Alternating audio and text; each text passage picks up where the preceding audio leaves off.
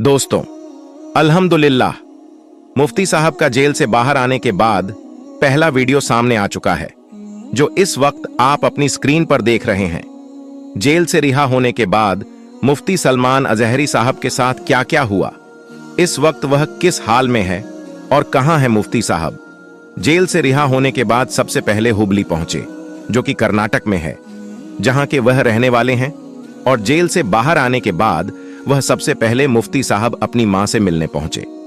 क्या मंजर होगा वह। दोस्तों, मुफ्ती सलमान अजहरी साहब को मुंबई इसलिए नहीं ले जाया गया क्योंकि भीड़ का मसला हो जाता और रश इतना ज्यादा हो जाता कि शायद लोगों को कंट्रोल करना भी मुश्किल हो जाता, क्योंकि मुफ्ती साहब के चाहने वाले बड़े दिनों से उनके इंतजार में थे।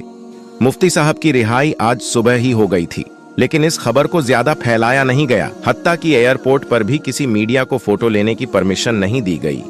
हो सकता था कि हमारे कुछ लोग जज्बात में आकर कोई गलत सल नारे भी लगा देते, इसलिए अब तक मुफ्ती साहब का कोई वीडियो सामने नहीं आया था।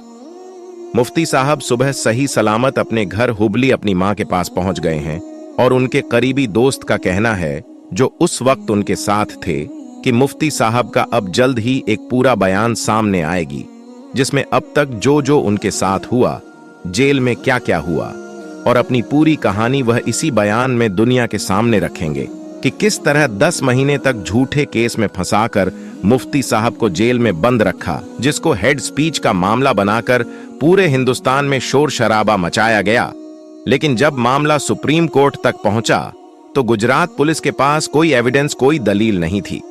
इस हेड स्पीच को साबित करने के लिए कोर्ट ने साफ साफ यह कह दिया है कि मुफ्ती सलमान अजहरी का यह बयान फ्रीडम ऑफ एक्सप्रेशन के अंडर आता है, यानी इसमें कोई हेड स्पीच नहीं है। और वही इस केस को क्लोज करके मुफ्ती साहब को जमानत देकर रिहाई का आर्डर जारी कर दिया। और आज सुबह के टाइम मुफ्ती साहब रिहाई होकर अपने घर पहुंच चुके थे।